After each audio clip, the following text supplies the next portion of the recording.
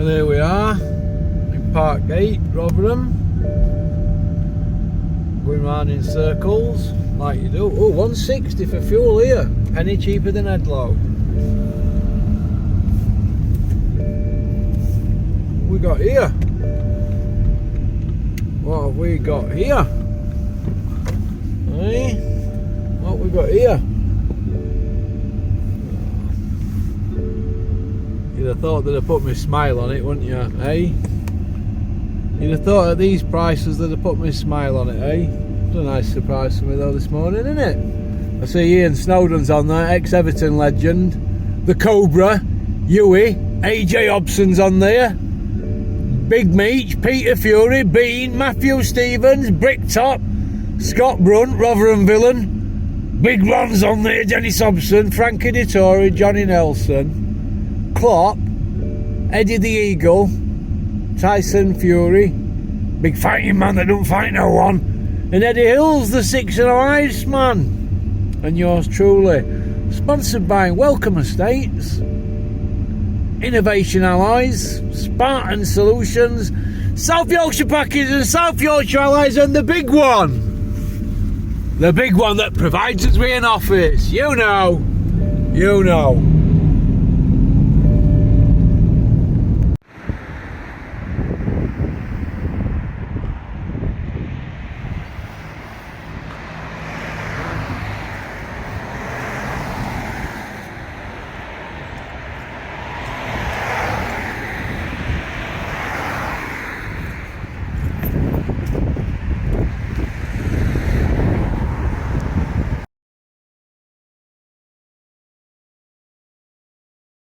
In my prime, I spanked him. Yeah, How did he gonna be as equally talented as me? Are you serious?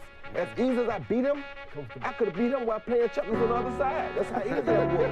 And he's better than us? Are you serious, James Tony? I said, Javante a great fighter. He fight at 130 pounds. No, he said he gonna beat my what? You gonna beat my what? He's a great fighter. He fight 130. I think he beat Lomachenko. Oh, I came at the perfect time. Perfect goddamn time. At the perfect goddamn time. You already know. I'm just trying to figure out how you doing your shit at 160. You starting to say all these big words. I'm starting to take it as disrespect. Mate, you're gonna get fucking battered. I'm telling you. You don't even funny, Billy. Look, we could argue all day.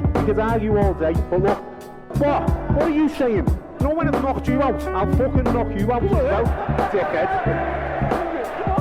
You fucking gobshite. Hey, and welcome back to the #1 podcast in the sport where Simon Jordan continues to embarrass us as fans. Like, he always claims to be the voice of the fans. The guy's an idiot. Like, he's an absolute plank. Do you know what I mean? Look, I grew up with kids who did stuff they weren't supposed to do, and they made a ton of money doing so, right? But they were thick as two short planks. You know what I mean? They were smart in what they were smart at, but they couldn't apply it to anything else. And that's what you found with Simon Jordan. I didn't listen to all of it, mainly because I missed most of it. And then by the time I listened, I knew he wasn't going to have Eddie on the ropes because he wasn't going for the things that really matter. He couldn't string logic together. And because he couldn't string logic together, Hearn could just talk over him when he had to. The main battleground was Conor Benn, as everyone expected. You know, they went back and forth over stuff. I just don't know what Simon Jordan was thinking, right? So things that are up for debate, whether the board got a cease and desist letter or not, right? That's up for debate. We haven't seen it. Hearn says he hasn't seen it, but then why would he? Because he says he hasn't been involved in the process. But if we believe that exists, the follow-up question is, if it took 5 weeks for the board to cancel the fight, what was happening in those 5 weeks? From a matchroom perspective, Eddie, were you phoning the board? Were you messaging the board? Were you asking for updates? Can you prove you were asking for updates? If you were, what was the response back? What were the board waiting for? Because that's an easy way to come back to the point that says they had to show that they had jurisdiction, because Hearn was talking about by precedent, they have to disregard VADA. Okay, cool. And so Simon Jordan's next obvious question should be, so why do you have VADA testing if you can disregard the results of a VADA test? Surely, it should be in your fight contract that VADA test results rank equal with UCAT test results. And you can have that in your contract because you're free to negotiate anything in your contract. The board won't go against that because the board will say, listen, if you're doing this to beef up anti-doping, it's only a good thing. We'll just create a link back into UCAD. These are all very simple things he could have said to Eddie Hearn and had Eddie sweating and, chomping at the bit, salivating, whatever you want to call it. He could have easily done all of this if he had prepared. But Simon Jordan's in the business of Simon Jordan. And so him and Eddie had to have the ego, the shouting and screaming. And one thing Simon Jordan did show is you don't have to put that much pressure on Eddie Hearn because Simon Jordan didn't ask him any hard questions. And Eddie was going to pieces. He got emotional. He got wrapped up in his feelings. He started to sound like the guy that never got girls in school. He started to sound like the guy who probably had to buy his girlfriend when he got a bit of change together. He struck me as the guy that my friend Alex described at university because he used to try on with her when they were young. Because, like all those Essex families with money all know each other. And he didn't cover himself in glory. You can see why people don't like her. And I can imagine him being a nightmare to do business with. But that's not to hide the fact that Simon Jordan failed. He failed consummately to just focus on tell us what Matchroom were doing and why it took 5 weeks. What did the board ask? If the board didn't ask for anything, awesome. But all the stuff that Hearn was saying is to distract you. They try and pin this on Robert Smith. Here's one thing I can tell you with absolute certainty. The chairman of the British Boxing Board of Control is a guy called Guy Williamson. This is a fact, right? Guy Williamson's one of the leading lawyers in his field right now. This is a fact. You can go and check. Yeah? Guy Williamson is an incredibly smart man. Not only that, Guy Williamson is the 1985 super heavyweight ABA champion. Guy Williamson is in that peer group with guys like Robert Smith. All of these kind of like OGs, these guys in their 60s now. The Guy Williamson must be touching 65. I mean, he's been in the sport, and from what I understand, he's never really left. So he knows all these guys like Barry and that. And so what Eddie should have said was, since the Dillian White incident, they've brought Guy Williamson in. Guy Williamson gives you that legal cover in terms of, I can tell you what should happen and what shouldn't happen. And if I don't know it, I know someone who does.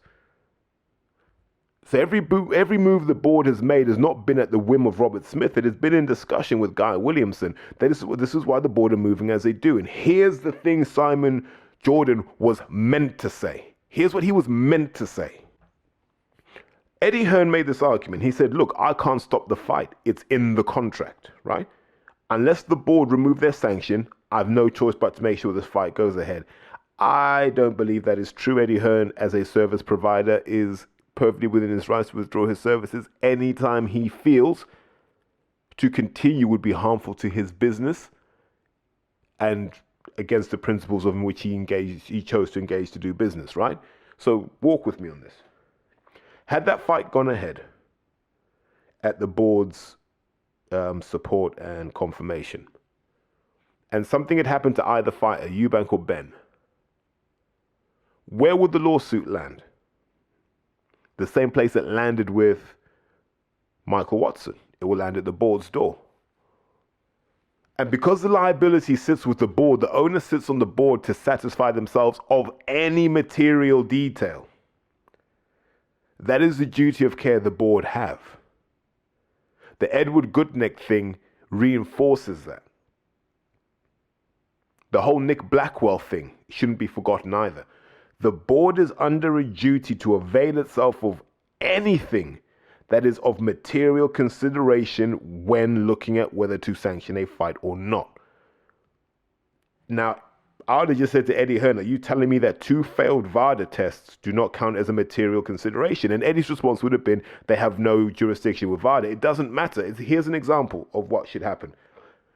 If a boxer comes out, a licensed boxer today comes out and says, I've been taking steroids for the last 4 years and haven't been caught, the board will ask for a hearing. And they'll say, look, we need to talk. What is this?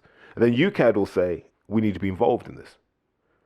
Because it's a material piece of information. Guy hasn't failed a test, But this is materially important in terms of not only protecting the fighters, but protecting the integrity of the sport. So these two failed tests sit in that category of things that are important in considering whether to sanction a fight or not. This is material information. And secondly, in maintaining the integrity and dignity of the sport and maintaining the strong repute of the sport in the eyes of the public. This stuff is all important. Simon Jordan could have said that if he had just bothered to prepare. The other thing was, Hearn was talking about he's not going to throw Conor Benn under the bus because he believes Conor Benn. He's not the kind of guy to abandon a fight that he believes in. And I just go back to Ohara Davis. He buried Ohara Davis.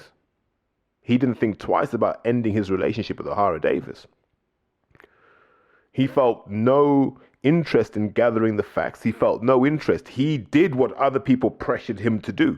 And he terminated his relationship with Ohara Davis. Let us never forget this. And that happened quick. Yet here he is standing by Conor Benn. A guy who actually, as a statement of fact, failed 2 drug tests. A samples and B samples. Eddie Hearn's now confirmed this. And this is all stuff that Simon Jordan could have known, because if you know it, I know it, he knows it. But he didn't have that focus and discipline to actually walk Eddie Hearn down a path where it says, look, you're just talking in your own interests here. But there was a point that had me confused in this debate. And there's a point where early on in the discussion, Eddie was like, I couldn't stop the fight. That's what he said, right? He said he couldn't stop the fight because only the board could stop it by withdrawing their sanction. And then later on in the discussion, he said, I had no choice but to stop the fight. I chose to stop the fight. Someone said, you chose to stop the fight. And he said, yes. And at that point, someone should have said, I thought you said the board were the only ones who could stop the fight. I thought you were under contract to make sure this fight happens at all costs. And that line of discussion was never explored. There's so many things. And I'll come back to this point. This is why they'll never have someone like me sit in a room with Eddie Hearn without PR people there, without it being edited. I just have rumors that this TalkSport thing may have, you may see clips of this somewhere.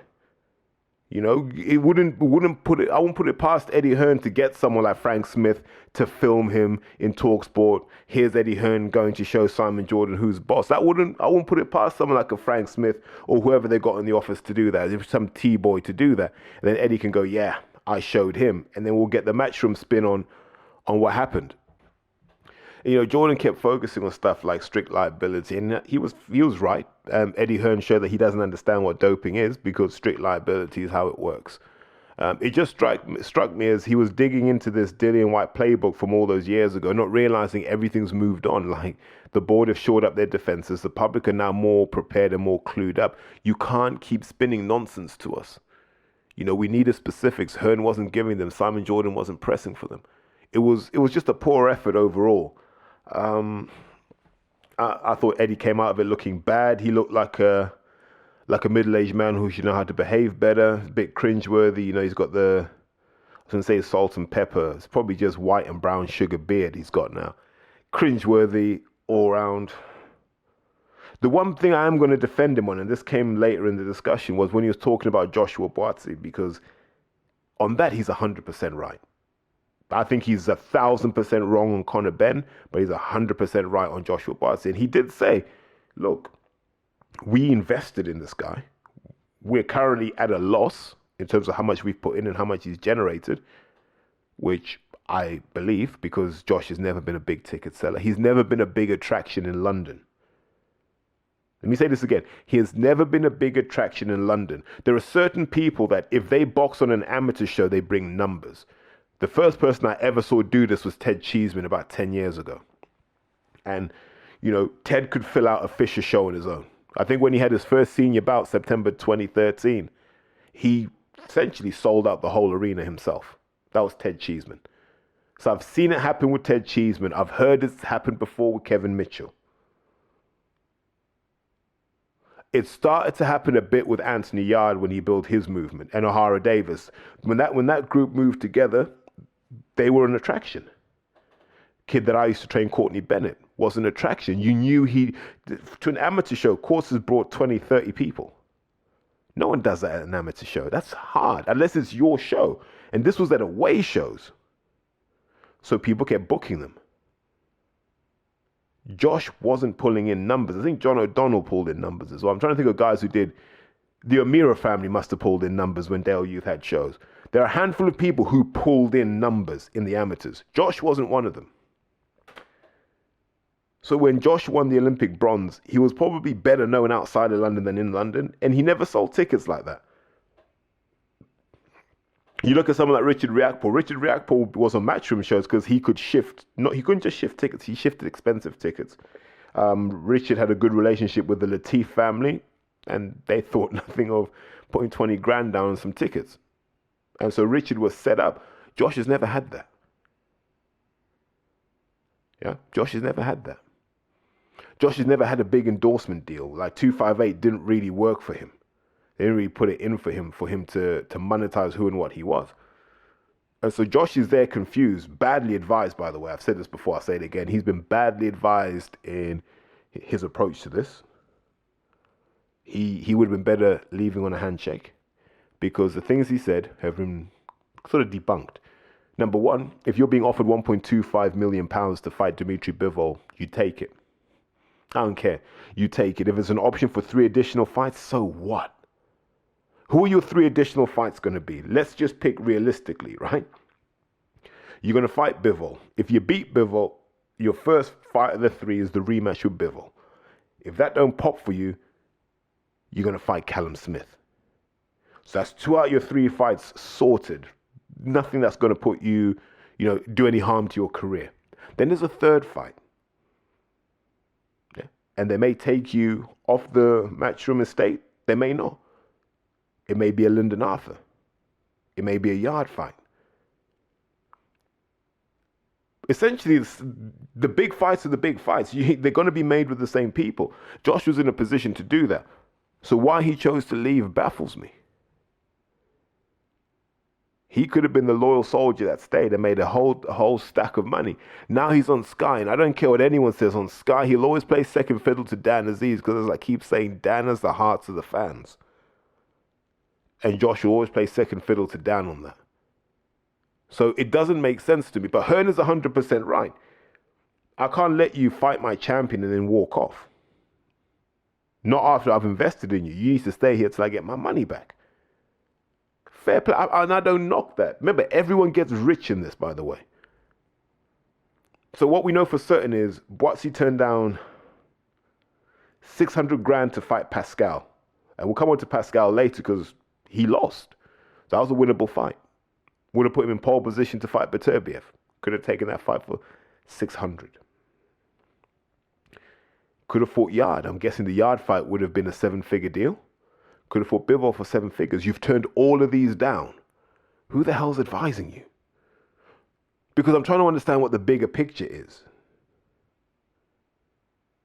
I genuinely think he's a man who doesn't accept that he's not as good as he thinks he is. And maybe that's the conversation Mark Gillespie had with him. I don't know. But someone had to sit there and say, mate, maybe you're not as good as you think you are. And now he's gone, yeah, if that's the case, how about I don't take these risky fights until I feel I'm ready? But you're 30 years old. If you're not ready now, you'll never be ready. I'm not sure what you expect to learn between 30 and 31, 32 that you don't already know now. I don't believe there is anything. I just think it's a crisis of confidence. He wants more control over his career. I'm not necessarily against that, but I don't know if you've got the right people around you for you to have full control of your career. And like I said, that's why I'm going to defend Eddie Hearn, because he didn't do anything egregious in what he offered Josh. That's a hell of a lot of money for a guy who, to this point, has only beaten Craig Richards.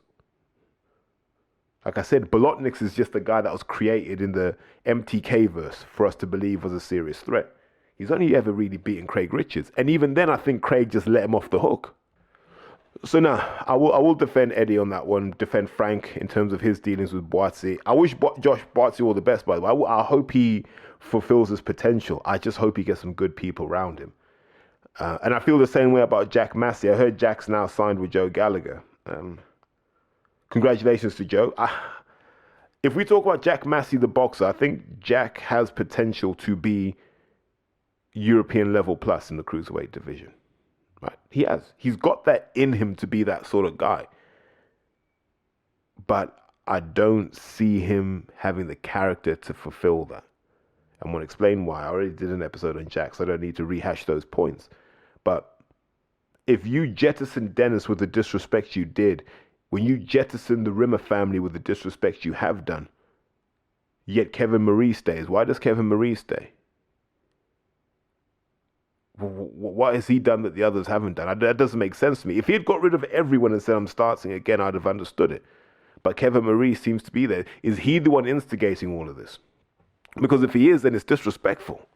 There's a lot of people there who put their hand in their pocket for Jack Massey. I never hear him thank people who put their hand in their pocket. And I hope he doesn't do Joe dirty like he's done everyone else, because Joe doesn't deserve that. And to be fair, Joe doesn't even need him. You know, Joe's got Hosea Burton there if he needs to operate in the cruiserweight division. But we'll see, man. I'm not going to second guess Joe. I imagine Joe knows what he's doing. And Joe probably knows more of the story than I do. So I wish them all the best. I'm just of the view that as long as Kevin Marie is next to Jack Massey, that's the problem. And until Jack can see that, I don't see him being the competitive threat that he has the potential to be. But I'm happy to be proved wrong, and I'll take that all day, every day. But I want to, you can't keep talking about the guys who sort of do boxing the wrong way and not congratulate those who do boxing the right way. So kudos to Jermaine Brown. I think he's fighting Ivan Zucco. Is it this Friday? In Italy. So he's going all the way to Milan to go and fight. Sky, I imagine we're just saying we don't have slots for you right now. So wherever you need to go to get busy, do it. And so he's got the show in Italy. And this is the second time he's fought abroad. If you remember, just under 3 years ago, he went and fought Dmitry Chudinov out in Minsk. Yeah, it was Minsk.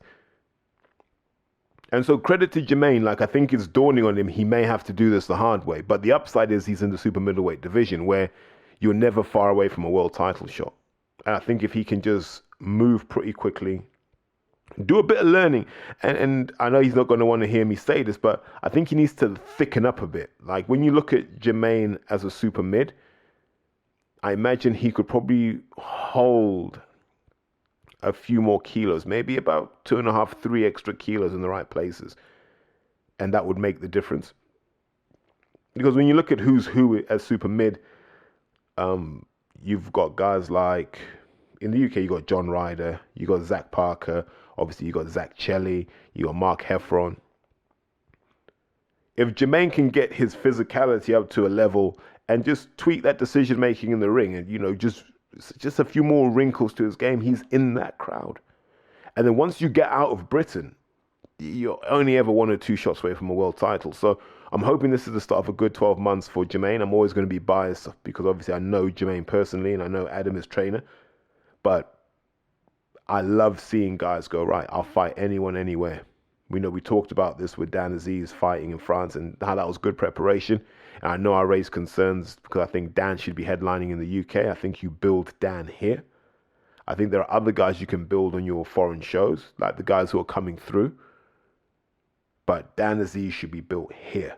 He should be built nationally. He should be a guy doing meet and greets everywhere, even on shows where he's not fighting. You have a show in Liverpool, Dan Aziz shows up in a school with his European title. They should be milking Dan Aziz for all he's worth because he's the sort of guy you want as your franchise. I look at Dan now and I go, why wouldn't you just go to Matchroom? I imagine if you said to Eddie Hearn, what could you do with Dan Aziz? Eddie's, I'll do anything with Dan.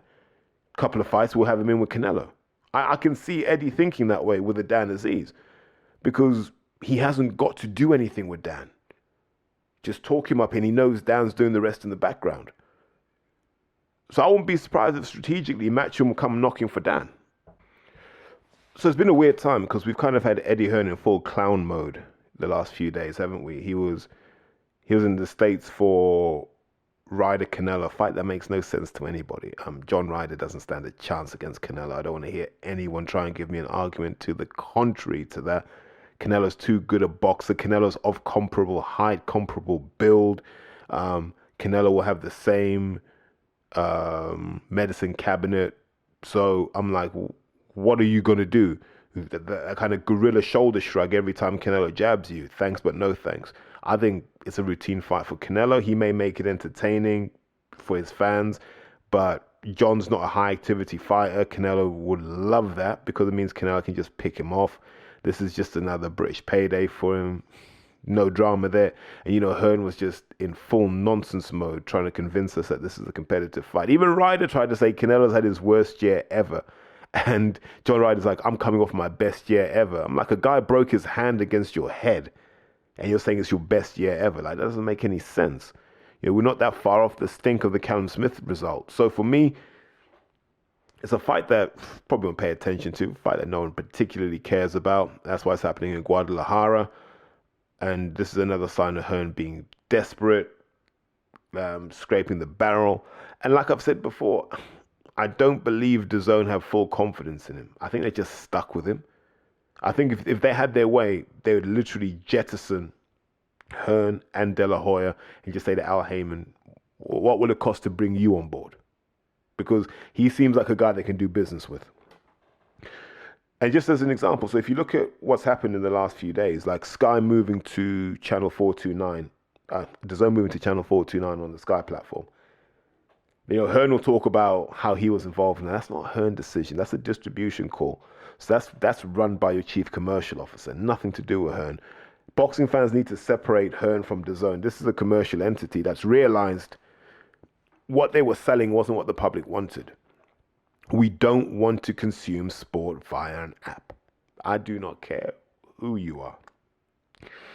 The only time it's permissible is if you're on a train. If you're traveling, you'll consume it because you're like, this is the least of my pains, right? It's either I listen to the radio or I watch it on an app. So DAZN makes sense in those situations. But that's not how you build a lifetime bond. People still watch big screen TVs because that's just how we consume TV. It's a social thing. If you have people in your house, you'll watch it together. You invite friends, you have beer. That's what you do. And I know you can stream it via, too complicated. So channel 429 is a way to bring visibility to DAZN. It may not increase sales, but when you're scrolling through and you've gone through all those billion Sky channels, Sky Premier League, Sky News, Sky Action, Sky Mix, Sky Arena, Sky this, Sky that. Then you hit the Eurosport and it's korfball, scroll on. Then it's, I don't even know, downhill skiing. And then it's someone skiing down the moguls. And then it's luge. And then I don't know, what else do they do? Kabaddi. And then you get to channel 429 and it's DAZN. At least someone has seen that DAZN exists. And you go, what's this? So it's a distribution play. And it says, let's grow our distribution and then we can migrate these guys onto the app when we need to. Because the problem with having it on a linear TV channel is this. Well, there are two problems. One, Sky get all the data. They know how many people are watching you. They know how long they're watching for. They'll have all of your consumption data. So they'll know how big a threat you are.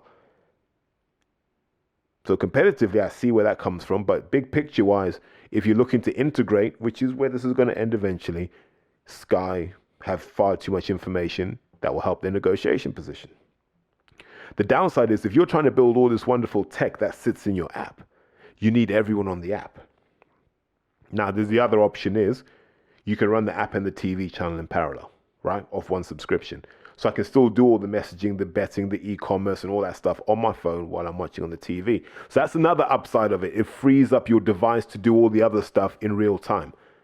So you get that double effect. So I understand exactly why the brains trusted DAZN would decide to have a linear channel. I don't think it's a long-term solution, just because like you're paying rent on someone else's estate and they're finding out more and more about you. But I understand from a long-term perspective why you'd want to have a linear TV station and an app and see if you can have people run them together. Now you dominate the screen time. You can sell advertising in one and not the other. Nice and simple. So yeah, from a growth perspective, it's a gamble worth taking. For Josh Boatsy, I mean, he could have been on Sky if he just stayed on the app. Then what happened on the second one? The Katie Taylor one. So Katie Taylor's fighting Chantal Cameron. I think it's in about 8 weeks and some days, right? 8 weeks and some change. Katie Taylor showed up looking like Katie Taylor. Like Katie Taylor could fight tomorrow if she needed to. Chantal Cameron looked like she had literally just signed on that morning. Signed on, came to do the press conference, had to pick the kids up from school after. She looked like that. And I was like, she won't be fight ready in 8 weeks, will she? Really? Now, maybe it was some kidology and she just wore extra layers for people to believe that she wasn't in fight shape. Maybe I fell for the okie doke. I don't know. But she didn't look like she'd been in camp that long, even if she had been. For the biggest fight of her life, this is the fight she's always wanted. So to do this in 8 weeks, what do Travis and Jamie Moore know that we don't know? That's the only question I want to ask on that. But yeah, Chantel Cameron, if she pulls this off from where I saw her at the press conference, good luck to her. Big respect if she pulls that off, because it looks like there's going to be a lot of cardio and a lot of road work to get ready for this fight. And they shouldn't be, because, like I said, a professional boxer's job, I know people say the job is in the ring. No, the job is to make weight. The job is to be on weight. The job is actually everything you do outside the ring. That is when you're professional. And all that happens on fight night is you get to show your professionalism. I am so determined to keep this under 35 minutes, so I'm going to try and fly through everything. Jean Pascal lost to Michael Eifert. No one knows who the hell Michael Eifert is, for the record. Like, I wish I knew who this guy was. So here's where I'm confused, right? Jean Pascal's been there for the taking for a while. This Michael Eifert guy's probably not that good either. Where were the British promoters putting money up for these sorts of fights? Credit where credit's due. Frank did. I'd hope Frank Warren is not getting his checkbook out for this Michael Eifert guy, who's probably not going to want to fight Beterbiev yet anyway. So get him and get some money. Why aren't people thinking like this? Dan should be in this mix like that. I don't even know who that German guy is. And he beat Pascal by staying busy. And I said Pascal was there for the taking. He was there for the taking. That would have been a good name for any British light heavyweight to have taken. And I think they could have all done it. Lyndon Arthur could have done it too. So I think that's a massive missed opportunity. Someone who has got a great opportunity is Ellie Scotney. I think Ellie Scotney's class. What was I watching the other day? I was watching A Town Called Malice. Now, people think this is just a TV-based sidebar. It's not, actually. So, A Town Called Malice stars Jack Rowan. Jack Rowan used to box with Fitzroy Lodge as a junior, and I think he had some senior bouts as well. You know, a guy who's really, he really did it in the sport. And had he not turned to acting, he'd probably have tried to go pro as a boxer. So there is a logical boxing connection there. But I was watching that thinking, this is the sort of show that needs Ellie Scotney in there. Now, do I recommend you watch it? It feels a bit like they just tried to remake The Business for TV. So it's that, you know what Nick Love's like. He's just milking his franchise. But Nick Love was making these films in that era where all these ex-bouncers and debt collectors were releasing books, right? And Katie Cray was doing their life stories on Channel 5. It was a perfect time to release that stuff because that was the zeitgeist. I think we've kind of moved past that now because they've all kind of done podcasts and they've done the James English stuff and they've done all of this stuff where we've moved past that. But I was watching that going, do you know what? This needs Ellie Scotney in here to give some South London authenticity because it didn't have any, unfortunately. But it's worth watching because I didn't expect the twists and turns in there. So if you've got Sky Mix, you can get all 8 episodes now. But yeah, I didn't think I'd be able to connect Ellie Scotney, South London, and a TV show through boxing, and I think I've managed to do that. Sweet. So she's fighting, is it Shanika Johnson that should be fighting for the IBF title on the Katie Taylor undercard, which was an undercard I had zero interest in until they put Eddie Scotney on there. And I'd love Eddie Scotney to win a world title because there's someone who's done it the right way. Has every performance been electric? No. But that's women's boxing for you, man. We're having to adjust our expectations and marvel at the skill level. They're not always going to get knockout, but you're going to get some skill and you're going to get wars. That's the great thing about it. You're going to get a bit of everything. And I think Elle's delivered that. And I think under Shane, she should see herself to a world championship. And I think she deserves it. Absolute class act. Carries South London on her back with pride. Just a great human being. Look at her social media. Doesn't put a foot wrong. You know, put your hand up if you watch a boxing bout. And as soon as you see it get a bit controversial or whatever, you're looking for an Ellie Scotney tweet. You are. She gets it right most times. And I think that's what we like to see in a boxer. We like to see someone who puts their head above the parapet. And so kudos to her. You know, I'm a big fan, got a lot of time and respect for her, known her a long time. And this is her moment. And I know she'll seize it. So I'm looking forward to that. I think that's May 20th. Hey, my Irish brothers and sisters, you may see me there. Not long till we got Joshua Franklin. Had to get AJ in there. Things I'm hearing at the moment, Joshua's looking good. Maybe could dial up the hunger a bit, but hey, he may be saving that for fight night. I'm hearing Jermaine Franklin's looking okay. So this may actually be like Jermaine Franklin trying to counterpunch Joshua in the fight. And I don't recommend that because counterpunching is such a hard skill. And you need pop in your shots to counterpunch. You know, like James Toney was a good counterpuncher, but don't forget how hard Toney hit. So it gave you that disincentive to launch an attack because you knew something would come straight back and it would hurt. If Jermaine Franklin can do that, Joshua might be in trouble, but I don't know if he can counterpunch someone as big and as aggressive as AJ can be. But I think it'll be really, really interesting. I think what you're looking for me with Franklin is, can he land those short, quick uppercuts and hooks on the inside? Can he start touching Joshua's chin from positions Joshua can't see? If he can do that, he might have Joshua confused. I think that's your best bet, is just trying to catch him with those little uppercuts, just a little bit off center. I mean, come around the side with the hooks as well. But it's a big ask. Like in your first real big fight, that's a big ask, man. The O2 is not the same as the Wembley Arena. So I don't know if he can pull it off. But it comes back to this point. How good is AJ really? We're not going to find out with Jermaine Franklin because I don't think Franklin's good enough to trouble any of the top 5 to 10 boxers in his division. So what are we going to learn? Absolutely nothing. All Joshua can do here is tarnish his legacy even further. I hope he doesn't. I hope Joshua now understands that it's not about the media training. It's not about doing what Master Eddie says. It's not about anything about that. It's about you, Anthony Joshua, giving us, the fans, a reason to be excited in your career now. You know, so I want to see that when people interview him if he wins. I want to see him go, I don't care about Fury. I'm tired of talking about these idiots. You know, we either fight or we don't. If we're not fighting by the end of this year, don't talk to me about that. I want to see that aggression in him. I want him to be calling out Wilder and say, listen, Deontay, you come here, man. I was in Texas. You can drive down from Alabama to Texas. We can even just spar if you want. We need that spikiness in AJ. I don't know if we're going to get it, but I live in eternal hope that we do get it. Other stuff that's been happening. So we are in, I still call it ABA season, but like the national championships are happening. I haven't got the full country breakdown, so that's on you guys. You ain't been telling me who's winning what. I can tell you that the London ones are done.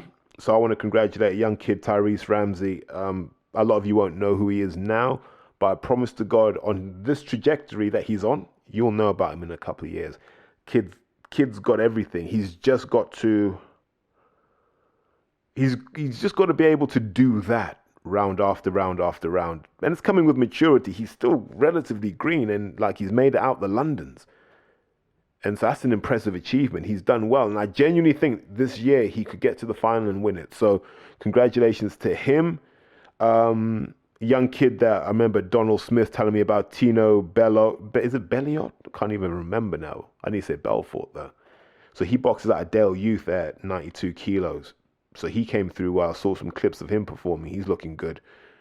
Congratulations to Dale Youth, man. Dale Youth look like they're back. I think they had 2 London champions and then an additional kid or 2 in the finals. And I remember going past Dale Youth in the lockdown. And they got a coach there, Brian, lovely man, showed me the refurb gym. I hadn't seen it actually. Like the facility looks incredible. Be cheeky and said they should have given them more space. They deserved it. But it's a lovely, lovely gym. And at that time, the real struggle was, will we be able to get the bodies back in? Will we be able to get enough kids down here boxing? Because they're doing all the sessions outside, you know, for COVID compliance reasons. And it's good to see that it's all paid off, man. We had a couple at our show in December. I'm just happy for them, man. I think when Dale Youth are good, when Earlsfield are good, when all these clubs are good, boxing in general is good. Because then, you know, it's really competitive. So it was good to see that they've done well. They had a lad on our show on Thursday, so that was a really busy boxing day. I popped into Earlsfield to see Sid Khan, Paul Simmons and the crew. Lovely to see them. Disappointed not to see Mr. Daniel Parker, the world's greatest ever coach in his own mind, apparently, allegedly. You know, some of us are full-time, some of us are part-time, but you know, we love watching what happens at Earlsfield because season after season they've sort of hung in there. they've hung in there till they get another golden generation. So they're always competitive. And I love how simple the training is there. Just do all the right things and do them over and over again till it's flawless. And just credit to Sid for running a tight ship, maintaining the legacy.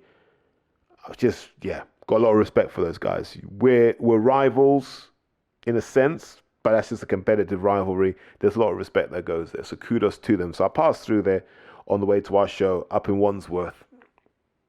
Different story there. You know, when you're at a club and it's kind of in its nascent phases and it's learning how to be a club and it's learning how to be successful, and we're putting the building blocks in for greatness, in fact, you have to go through this stage of the flashes of brilliance. So there are a load of lovely young kids there, some great athletes, some strong bastards in there, that's for sure. And, you know, over the course of three rounds or so, they'll give you 1.5 rounds of exactly what you want. But it's not consistent enough. So from a coaching perspective, this is that process where you learn to just refine everything into a repeatable model. Right, apologies. Realized that when I initially recorded this, it cut off after 34 minutes and 24 seconds. I didn't even realize that. There's a lesson for you. Always check the ending, which I didn't do. Although I swear I did. So I have no idea what's happened there, but let's buttress this out by actually finishing how the episode should have ended. So what I was saying was, did a club show Thursday. Loved what the kids did. Still a long way to go, and I think they know that. It's a long way to learn, but the ambition has to be to make them elite. So my test for elite is, I feel confident you can win 3 3-minute rounds against anybody. Now, you may face someone better than you, and it's like, it could be hard, but he's got it in him or she's got it in her to win 3 out of 3. That's the holy grail in training. And so people think you train for top-level skill, top-level ability. You don't really. You train for that consistency. That 3-round consistency is what you actually train for. And, you know, you see it. I think you see it with the best guys at GB. Whether you think they're talented or not, they can do the same thing for 3 rounds. And that's an impressive quality to have, because when you turn up at the pros, you got to be able to be you for 12 rounds. That's when you become Mayweather. That's when you become Pacquiao. Look at how savage they were in those last 3 rounds. And that's why they call them the championship rounds. Because it's not about whether you've still got power. It's about whether you've still got the concentration and the heart and all these sort of intangible things that you can't necessarily manufacture. You just earn them through years of consistency and dedication. So in terms of the club show, I thought it was really good. It's lovely to see, a lot of the old folk again. So shouts out to Coach Kev. He's at Spark Fit. I think they're relocating. I've no idea, but you know, they're building something out there. I think Croydon is probably the new hotspot for boxing talent. I just think you've got a lot of the raw materials you need for successful fighters out of there. So good luck to them. Absolutely brilliant. Always nice to see people in the sport that acknowledge the podcast and show love and are freely willing to admit that they listen, because it's easy to consume. And what I've learned is not everybody's going to be vocal in their support, because some people, they've got to play the politics. So I fully understand that. But I like the people who are honest, at least face to face, to say they listen. So I understand that some people use their influence behind the scenes, and that's also helpful and well appreciated too. But it was a fantastic show, well attended. Just good folk around there. Managed to hopefully build some bridges from my past as well. One of the things I'm trying to do is be a better person in that sense, and just try and avoid conflict wherever possible. I know people would have read the tweets between me and Coogan going back and forth, but I can reassure you, man, it's just for entertainment. Like, no one's going to meet each other and start taking jackets off, because like, what are we really doing it for? Over a sport that neither of us controls? No. Honestly, I like what Coogan does. And the reason I like what Coogan does, and I keep saying this and I get bored of saying it, he was the first guy over here to show that this could work. Everybody, podcasters, videographers, video interviewers, your boxing socials, your Boxing King medias, Michael the Emperor, I mean, the legend that is Michael the Emperor, Triple B, based boxing basement, whatever his name is, shouts out to him as well. All of us, New Age, me, all of us are birthed by what Coogan and James Helder did. We're all birthed by that. You know, when Danny Watley was doing his video too, we're all birthed by it. So Coogan occupies a unique place in that even if you disagree with how he interviews people, and a lot of times we do, but we also understand that he can't press because he's establishment now. I think Coogan's problem is he gets too defensive about that. If he was honest and just said, guys, I'm establishment now. I can't take the risks that you guys can, but I'll be on the sidelines supporting you and cheering you on. If there's something I can use, I will use it. That's all he had to do. I don't know why he gets so defensive because no one... He's almost like, how do you describe it? Can you imagine Lennox Lewis being sat there every day going, yeah, I beat that guy. I beat this guy. I beat that guy. I beat him today, right now, as I am. You look at Lennox like, Lennox, chill, man. You're an all-time great. You already did it. Just chill, offer guidance, man, and share your wisdom and do all that stuff and help other people get better. That's what you'd say to him. And that's what Lennox does. That's what Coogan should do. Coogan doesn't have to be in the trenches anymore. Do you mean he's gone? Unassailable. For what he does, he's unassailable. And we all have to go, yeah, respect him for putting it down like that. But we can still check him sometimes when he tries to be a smartass. And that's his thing. He doesn't have to come down to our level. But he chooses to. And when you do, you realize, I think I said to him, cows graze and lions hunt. He's playing a dangerous game in that sense because we're all hungry. But now shouts out to Cougs, man. You know, hopefully this time when I see him, he's not going to pretend like I don't exist because that wasn't in keeping with the nature of our relationship. So I was disappointed by that. But no, that's what I wanted to say on that. Like, it's all love, man. Like, we're all in the same ecosystem, just trying to make sense of it. And I just had a really beautiful exchange with a friend of mine, Yilmaz Mustafa. Yilmaz, legend of a guy, the nicest guy in the world. And, you know, while it's his story to tell, the way that his boxing career ended was tragic. Super, super skilled. Was one of those guys at 81, I'll go on record as saying this, as a light heavyweight or even as a middleweight, if he did his running, he could hang with the Boatsis, he could hang with the Azizes, the Sterlings. He was in that category, comfortably in that category. Really skilled, fast hands, could do it all. And it's good to see that he's still coaching now. So I think he's down at East London Boxing Academy and he's working with someone that the Small Hall guys know. So I know there was a video out there of him working with Daniel Mendez. So if that's the case, then fair play to him. I think Daniel's in good hands. Yilmaz really knows the game. And, I mean, he's been doing this since he was like 11. So, what's that, 25 years? 26 years he's been doing it? So he deserves a spot. And they're the sorts of people that no matter what people say about me, I always shine light and I always show love to people who are grafting and really putting it in. And that's one of the reasons I have the position I do in the sport. I'm not saying it's an amazing position, but it's one of trust and respect because I just keep it honest and I keep it real. Hold on, sorry. I've just read that Tommy Fury and Jake Paul did 800,000 pay-per-view buys. Boxing's crazy, isn't it?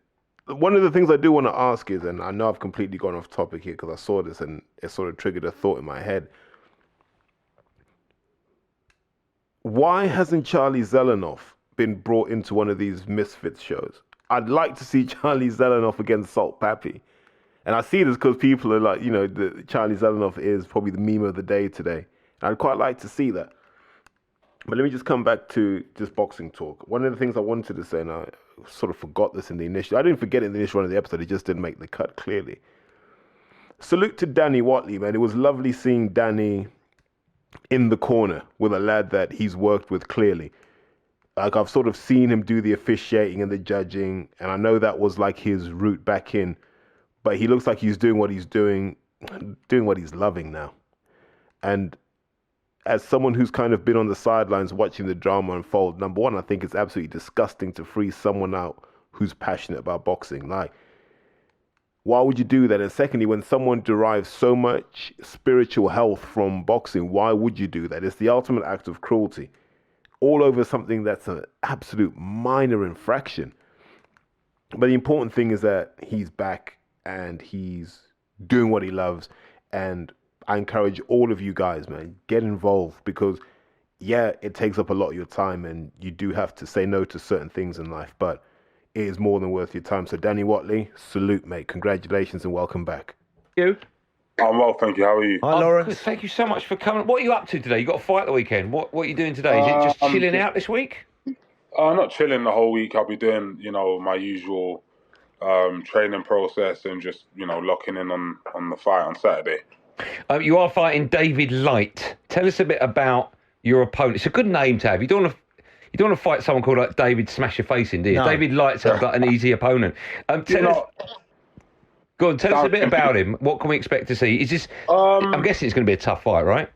Yeah, I mean, anyone that gets to world level is going to be tough. He's 20-0, undefeated, beating a good few. So I'm just seeing this Lawrence video. So first and foremost, it's always good to see Lawrence in good form, and I love seeing Lawrence smile. So it lets us know he's in a good place. And when Lawrence is like this, the fight's going to be serious. Also find it quite interesting, side note, that Fury and Okolie are now training in the same gym. I don't know if you remember when Okolie went over to spar with, was it Barry Robinson? And there was a glove controversy. So hopefully they've got past that now and they've kind of talked that through. So back to this, man. My understanding is, because I missed part of the Hearn talk, right? So Hearn mentioned Lawrence, which isn't a good thing because Lawrence is already gone. And whatever he wants to say, like, Lawrence delivered for him. Hearn on White and Jordan this morning. Of course I did. I think most boxing fans would have been tuning into that one. It was good. I enjoyed it. It was a good watch. I laughed a lot. Learned a lot as well. So it was good. Okay, I want to play a piece of audio and then get your view on the back of it, if that's okay. Have a listen. This is your former promoter, Eddie Hearn, when he was speaking to Simon Jordan. He was in the studio for 90 minutes. Here's what he had to say about your departure to boxer. Lawrence Okolie, another situation, okay? You have to make a call. Go back to the Crystal Palace days, right? And I'll say this to you. A player, right, gets an offer for, is out of contract or his contract's approaching. We've been there with Leyton Orient. But I understand what We've been there with Leyton Orient. And all of a sudden, you have an option to pay a certain amount of money or to let the fighter go. You have to make a commercial decision based on the ability of that player or the fighter, the draw, the numbers, everything around it. But the point I was making is no. So let's just hold for a second and let's remember who Lawrence Okolie is to Matchroom, right? Think of all the Matchroom fighters you've looked and said, your career's been a cherry pick. Callum Smith is top of that tree, by the way. Callum Smith, cherry picked career. Yeah. Never put in harm's way. Never put in harm's way. Lawrence Okolie has done nothing but be put in harm's way. Think of all the criticism Lawrence receives. Now think of everything that Lawrence has won and the ease with which he's won it. And not once did Eddie go, Lawrence was fantastic for us. Lawrence was fantastic for Matchroom. Lawrence was fantastic for what we were trying to do, which was accumulate world champions. Applied criticism of that observation, right? Because the guy, you pay your money, he takes your choice, right? And so does the fighter. But the reaction from the fighters about being on DAZN is not a particularly complimentary one. I disagree. On the back of that, Lawrence, I get from Eddie that he decided it was his commercial decision to let you go. Is that how you see it, or was it your decision to leave Matchroom? I mean, obviously, at the end of the day, it's obviously he picks and chooses what he says. I mean, we know what Eddie Hearn's like as a character anyway. He's a salesman, so when something suits him and it's on the side, he's the biggest promoter of that thing. This is the best thing ever. And as soon as it decides to go elsewhere, he has, the opposite to say. In terms of that, I mean, you have a choice in terms of, okay, cool, well, I've gone this way. And at the end of the day, I don't really want to overly get into Eddie Hearn. He's a former promoter. It's like talking about an ex over and over again. It's just is what it is. Let him say what he wants, do what he wants. I'm very happy with how my life's going, and I just have to focus on winning. Okay, I understand. Do you speak to him at all anymore?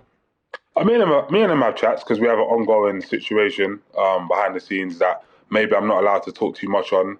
But, obviously since the And, you know, he says it so casually there, like, oh, you have an option to meet it. I didn't. But, you know, the way he acts personally is very different. He's very malicious, very bitter, jealous as well. And for someone who's been brought up, you know, so in such a great position and has done so much in terms of his own life, the way he sort of acts on a personal level, very vindictive, it's quite shocking, to be honest. But ultimately, you know, I actually rate him as a promoter. Do you know what I mean? But in terms of, you know, the other stuff, not so much. Okay. Do you think he was? Wow. Okay, talk about not holding back. It's always a worry now. If you're Shay Segev and you're running DAZN, and the guy who's doing the most talking for your brand, and he's doing the most talking for the brand, is perceived this way by the people he is signing. These aren't enemies turning on. These are guys who, if you go back to what Lawrence said at the beginning of this whole drama, he said he wanted to stay. He actually said, I want to stay, but can you match this? He's never mentioned about, I don't want to fight on an app. He said, I want to stay. And Hearn wasn't willing to do so. And remember, Lawrence was a loyal soldier. Lawrence did what was asked of him. And this is how he was treated. And so anyone who's been around Lawrence knows Lawrence is generally quite a jovial guy. It will take a lot to get Lawrence to this point. So I imagine the phone calls are probably revealing who Eddie Hearn really is. The image the public don't get to see. They see the banter king, the guy who's too old to be saying the stuff that he says. Do you know what I mean? You got a grey beard and you're still trying to act like you're 21 years old, because when you're 21 years old, you weren't getting girls. You didn't have this kind of attention at 21 years old. Do you know what I mean? You were harassing my mates at 21 years old, which is okay. But it comes back to this point. Why is it that when the pressure comes on, why is it that when you don't get what you want, you start exhibiting some of these feminine traits? And it's not even like they leak out, they just explode out like a spoiled, petulant child. And I can see maybe this is why him and Conor Benn get along so well. Both products of privilege, and both can't understand when people say no to them. You know, the list goes on. Now Joshua Braxey's gone. All of a sudden he's scared and whatever else. Us boxers, we all talk, you know. So we're all very much aware of what he's like and, you know, conversations that are happening, you know, because at the end of the day, we're the ones that get in and we're the only ones that really understand each other. So, yeah, of course, he's like that with everyone. Obviously, my one was probably a little bit easier to do. But, you know, with others, as we've seen literally this week, all of a sudden now, Josh Barratzi is scared and all this. But if you asked 2 months ago, Josh Barratzi ready for anything. So, you know, it is what it is. Had that been going on for some time, Lawrence, that kind of feeling at the Matchroom? Had that been a while that you felt a bit like a bit of an object, really, rather than someone that they were absolutely with and on side with? Of course, and it's just all you have to do is look at how people act after you're no longer working with them. They'll show you their truth. Do you know what I mean? And it's not just me. As I said, I'm not here to talk about other people and other fighters, and even that much about Eddie. Although we spent the last 3 or 4 minutes talking about him, that is the feeling amongst not just myself, a lot of fighters, and I'm sure you'll see a bunch more do similar. And here we go. Remember all those times I'd tell you this stuff and people would say to me, tinfoil hat Terry, you don't know anything. And the usual Matchroom defenders would come and shoot me down. And I used to just say, look, trust me, I hear this all the time. Hearn's only tick in the box is that he pays you on time. But that's no longer a USP because Sky will pay you on time. BT will pay you on time. No one's not getting paid in British boxing anymore. It's not like the Wild West days of Setanta and Box Nation. It's not. So now that everyone's leveled up, what is Eddie Hearn? What's Eddie actually got for you? Nothing. And now that he's under pressure, you're beginning to see that cheeky chappy thing is just a facade. Here's a guy who will happily pay you 50 grand less. He used an expression today. I'm not prepared to put my family's business at risk. And that seemed to just disappear in the Twitter discussion. Remember this, he said that I am not willing to put my family's maybe he didn't say it on TalkSport, maybe it was on IFL, but he said, I'm not willing to put my family's business at risk for Katie Taylor. Now go back and remember all the things he said about Katie Taylor fighting in Ireland. She's a bigger star in Ireland. She'll fill out Croke Park. Now he's like, I can't do this. How do you not make money on 90,000? Explain that to me. The other thing is, and for my Irish folk, please explain this to me. Croke Park's a sacred stadium. Croke Park is a stadium for Gaelic people to do Gaelic people things, if I remember correctly. It's where they have the GAA grand finals and stuff like that. It's a sacred place.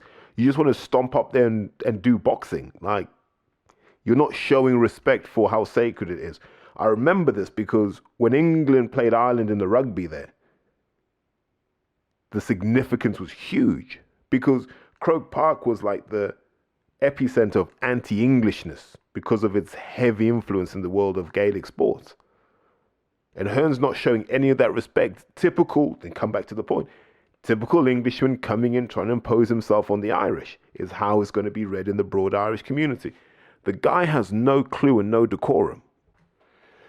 So it's always good to see Lawrence jump on. I hope someone gets Sahara Davis on because we need the Sahara Davis thing. We're now starting to get this 360-degree view of Eddie Hearn. The kilt's been lifted now. Now we're finding out if he wears briefs or boxers or nothing. And it'll be interesting to see how he fights back because he'll always point to people like Joshua and Canelo and this person, that person. But they're guys that he needs, so they can treat him any way they want. They've almost got the reverse relationship. Joshua can treat Eddie any way he wants. And what people don't understand is Eddie holds a lot of secrets on AJ.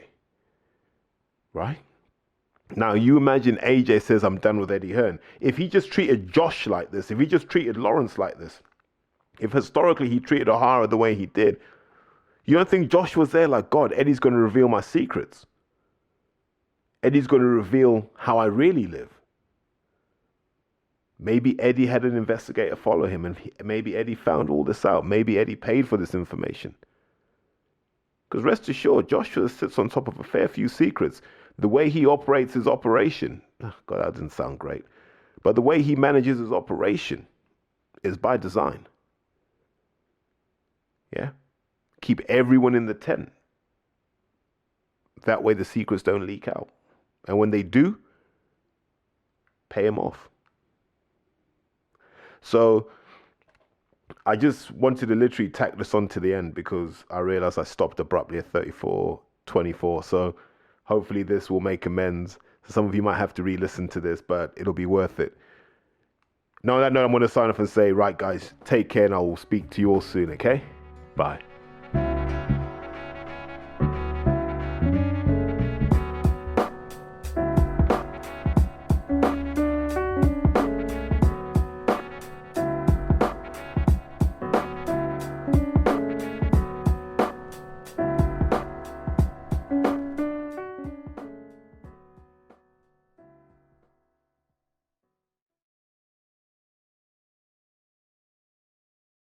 Porky's Corner is proud to be sponsored by Spartan Site Solutions.